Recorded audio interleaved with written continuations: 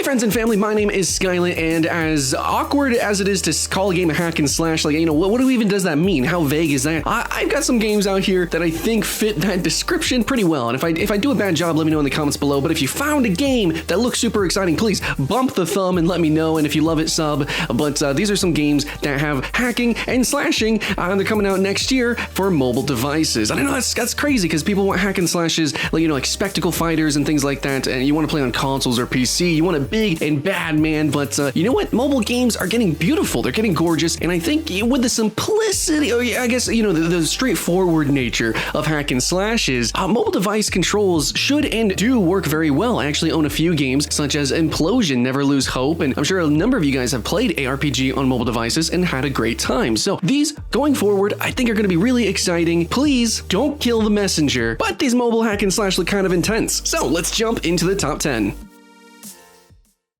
All right, friends, the first game that I want to talk about is kind of a shooter. It's technically a first-person shooter action game. I don't know. It's a little bit strange. There's some mix and match, but there's definitely some hack and slash. So Bright Memory is actually in early access on Steam. You can get it right now. It reminds a lot of Shadow Warrior. It's very arcade and a little bit, straightforward in that sense, but the gameplay does mix shooting combat with also kind of melee hacking and slashing stuff like that. I really feel that we're going to see more in the future or coming soon, more mixed kind of gameplay in terms of for the genre for hack and slash, especially with the prevalence of looter shooters. And we're starting to see more of these games incorporating melee mechanics, or inversely, more melee games having more shooting mechanics or magic spells and things like that. We'll see the genre expand and grow and get wibbly wobbly with its definition, but I think Bright Memory deserves to be on the list because I think people who are looking for hack and slash want this kind of gameplay, and also, it's totally got hack and slashing, okay? I'm sorry. Anyways, this port looks really interesting to me, but if you do want to play right now, other than pre-registering, you can actually go to Steam and check it out on early access. And the next game that I'm going to be talking about is Cat Quest 2. Now, the original Cat Quest is on Steam and you can play that, and it's, I think, one of the more underrated, I don't know if you really call it like a great hack and slash exactly. I know I'm putting it on a hack and slash top 10, but like a cute little action RPG or whatever, it's got a very interesting isometric camera angle. Is that even isometric at that point? It's very peculiar, I think, and overall, oh my god, the art style, how cute everything looks, the story that entwines with it, whatever, like the world setting is just kind of soft, right? It's got that soft pastel-y kind of aesthetic. It's very kind of girly and cute game, not to be sexist or anything, but I'm just saying it's targeting a cuter demographic. It's obviously, I'm just saying, not Diablo, but now we got a sequel to it, which is great. I'm glad that these more particular and niche kind of games can find that audience, latch onto it, and kind of thrive from that. And it's cool that this one's also coming to mobile here. So yeah, Cat Quest 2, guys, maybe not for everyone, especially looking for hack and slashes, but if you want to go out of your comfort zone, I think this game looks really cute and comfortable itself. All right, number 8 is going to be Castlevania Grimoire of Souls. I said that weird, didn't I? Anyways, Grimoire of Souls Castlevania is going to be, I think in terms of pure gameplay, its controls, its abilities, I guess the enemy design, the overall design of the world-ish, the game space. Yeah, that it looks kind of like proper Castlevania. I would have preferred actually pixel art, or 2D kind of design. I really kind of miss games like that, which is, you got your Shovel Knights, you got your Hollow Knights, things like that. I really miss the day of the older Castlevanias and, Super Metroid, oh my god. But, whatever, they're going to throw something out there. Also, it's a little bit interesting because of the limitations of mobile devices. They are going to change the way gameplay works. You're not going to be traveling around, or it's not going to actually be a Metroidvania, I think, anymore. So it's going to be more of like a wave survival, horde survival, more hack and slash versus like anything like an action RPG proper. Still, it seems like it could be very interesting. And if you just like that pure gameplay, well, this is just going to throw it in your face. It's going to be a quick turn on the app, hack and slash kind of little adventure. And I do like the fact that you can actually play it co-op, so that's pretty cool too. Yeah. I don't know how you guys feel about the Castlevania franchise as a whole, but that anime was hot. But anyways, yeah, I'm gonna keep my hype alive for Castlevania Grimoire of Souls. And number 7, we have World of Dragon Nest. Now, I really wish I could throw up like Dragon Nest way higher. I'm a little hesitant though, because the trailers just weren't that bombastic, or they just weren't created in a way that made me super excited as a Dragon Nest fan. I just have to admit it. But I am a Dragon Nest fan. I really loved the original, and I know it wasn't so popular in the West, but it's so big on the East they even have movies. But I think technically, out of all hack and slashes, I really feel Dragon Nest is right up there with the greatest, if not the greatest, just because I really love the pseudo-physics-based gameplay, especially playing as the warrior, you know, spinning around tornadoes, launching enemies up in the air. The amount of CC and bombacity of it is really fantastic in the game, but a lot of the trailers kind of miss that aspect of it, and I really love the difficulty that kind of scales up as you go through the game. You know, there's hordes of enemies, and then you have giant enemies, and there's such a variety of different kind of encounters, and there's such a variety of all the different classes. World of Dragon Nest seems to be kind of like a remake or kind of a half port of the OG Dragon Nest. I think some things are different. It looks a little bit slower paced, but in the end, it looks like Dragon Nest. So that has me kind of excited. We'll see how it really turns out in the end, but I've actually played a number of games inspired by Dragon Nest on mobile devices already, such as Dragon Project to an extent, and I think it could totally work out.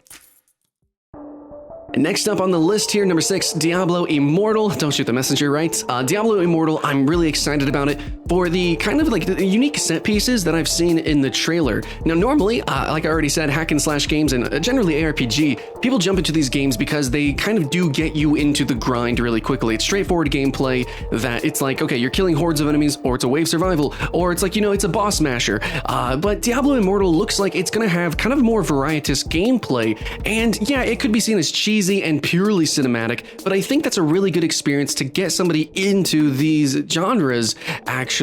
You know, I really think that this game is designed to do that, especially being on mobile devices.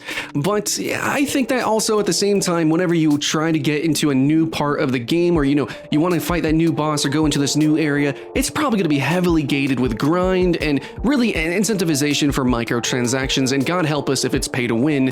But, you know, this is a game that's being shelled from Blizzard to another company that's also known for kind of extremely grindy and MTX heavy style ARPG. So it's probably going to be polished, it's probably going to look great, but I'm worried that it's going to be kind of a shell of what it could be. But what it could be a really fantastic game that gives us more variety of ARPG gameplay than we normally would, and on mobile devices. So yeah, but probably not. So it's a little bit lower on the list.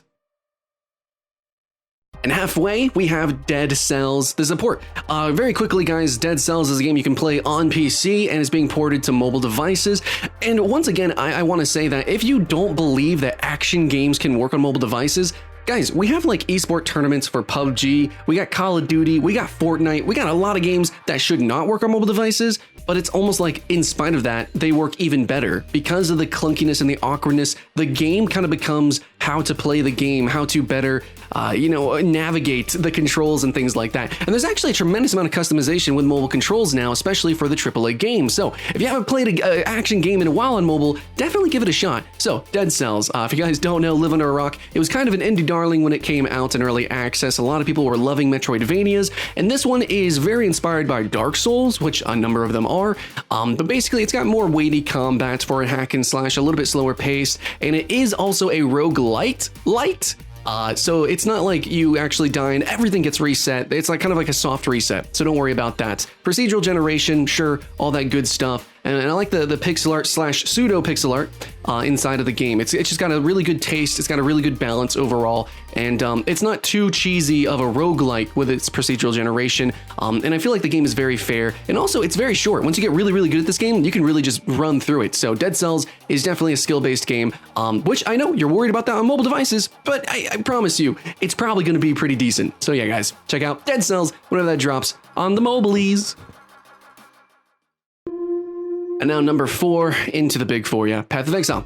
Path of Exile, if you're in the hack and slash genre and you're searching for more and maybe you're excited for mobile games, it's almost probably because you heard of the announcement that Path of Exile is coming to mobile devices. Now it's only 4 because this is a port. It's not like a specifically designed for mobile devices. And for the most part, this is going to be like really, it's almost like a 0.99 to 1 kind of port. Some things are going to be changed so that the game is more balanced and more comfortable to play on mobile devices. So it's not going to be a cross-play, cross-platform type of title. It is Path of Exile mobile, but that's in a way kind of a really good thing. For one, Path of Exile doesn't need more players on PC. It's stupid popular. Everyone loves it. And I bet a lot of those players are also going to double dip on the mobily. Basically, what makes Path of Exile special is going to be the spell customization. There's, I think, essentially like nearly a million, billion, zillion, gazillion, infinite amount of abilities that you can kind of utilize. So you can shoot an icicle, but then you can make it to where the icicle splits, and and then you can make it to where the icicle splits when it hits enemies, and then it ricochets off walls, and then you just have a million icicles on the screen. Or you can have an icicle spear that just does a million billion damage and runs through enemies, never stops. So you can kind of mutate spells and combine spells, and then at that you can create entire kits for your own character, and then the passive skill tree. It's mind-boggling. So if you want a game that is like the most ARPG out there, you got your Path of Exile. And also in ending, a lot of people overlook this, but I actually really love the storytelling. I love the story. I love the world setting. Just as a first-time experience, it's really engrossing. Don't miss out on it just because it looks super hardcore. It is, but also it's a great first-time experience. Okay, next up we have a game that we don't know much about it, and that's also probably why it's higher on the list. A lot of these games are lower on the list because we know, what came before it or what that company has done, or we can have certain expectations, and so it kind of drags it down. But for this one, we're keeping the hype alive because we don't know how it can really mess up. I will say though, it's actually not number one because I've played so many Warhammer games, from ARPG to MOBAs and etc. And you probably have done the same because there's just a freaking ton of Warhammer games. They just let anybody make a Warhammer game. So Warhammer Odyssey, is it going to be good? Is it going to be bad? I can't even say it's a coin flip because I think more often than not, Warhammer games are kind of in the mixed to negative, they're bad. They're bad generally, but some of them are great. Vermintide was so fun, one of the best hack and slashes out there. And Warhammer Odyssey is also promising to be not pay to win. I know they make these promises, guys, but it seems like they're trying to design it for people who really love online games as a services. They say the game's an MMO. I don't believe that yet. It's probably going to be an MMO light at best, or like Torchlight Frontiers or something like that, or Destiny. But even if it's a 4-player dungeon crawler, I still think it's going to be really good. Warhammer, the universe that it's set in, it seems very interesting to me. I can't elaborate on that because I don't know other than Vermintide, but that's something that I want to go down and learn more about. So Warhammer Odyssey seems like a great example for me to just dip my toes in a little bit more. Hopefully you guys do as well. But for those who are hardcore Warhammer fans, is there something weird about this trailer or what? Are you excited? Let me know in the comments below. In number 2, we have Genshin Impact. I honestly really wanted to put it at number 1, but I didn't know if it really deserves it because it's completely inspired by Breath of the Wild, which I don't know if you could really call Breath of the Wild a hack and slash game. Maybe. Breath of the Wild is in this really weird kind of Venn diagram-y sort of gray zone of like RPG to an extent. Obviously action RPG, adventure game, sure. A survival game, debatably. It's somewhere, it's got a lot of elements from a lot of different games and then distilled them as minimalistically as possible. But it's an open world adventure game at the minimum. But Genshin Impact, why it's in the hack and slash category here and pretty high is because even though it's a clone, it actually kind of seems to add some impact here. Genshin Impact, okay. By making it more of a spectacle, there's bigger spells, there's bigger attacks. It's definitely more hack and slashy. It's more mindless fun almost compared to The Legend of Zelda, but it still has like direct cloned mechanics from Legend of Zelda, except kind of taking away some things and then adding more of that hack and slashy style gameplay. So I think it's probably going to be decent. Is it going to be the award-winning game that Breath of the Wild was? Probably not, but for mobile devices, I think you have to admit that this game looks gorgeous.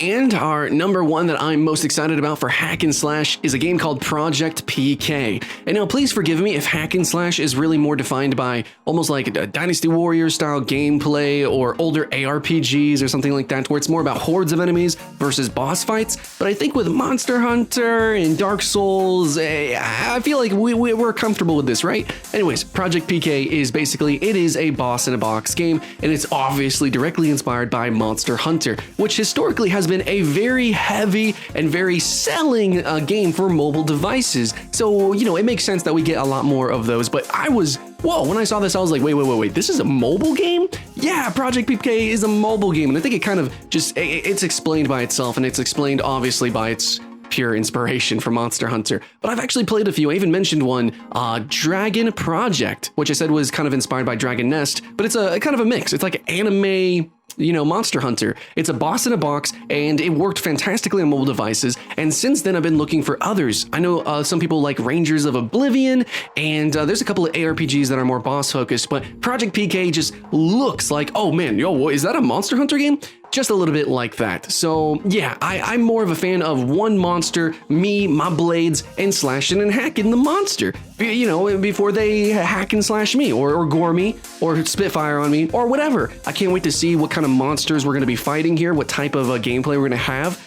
Definitely, I'm still running through Monster Hunter World, need to do that up. I still need to be Bloodborne, and I just bought Shadow of the Colossus, and I got a lot of monsters to slay, but always looking forward to more. Can't wait for Project PK.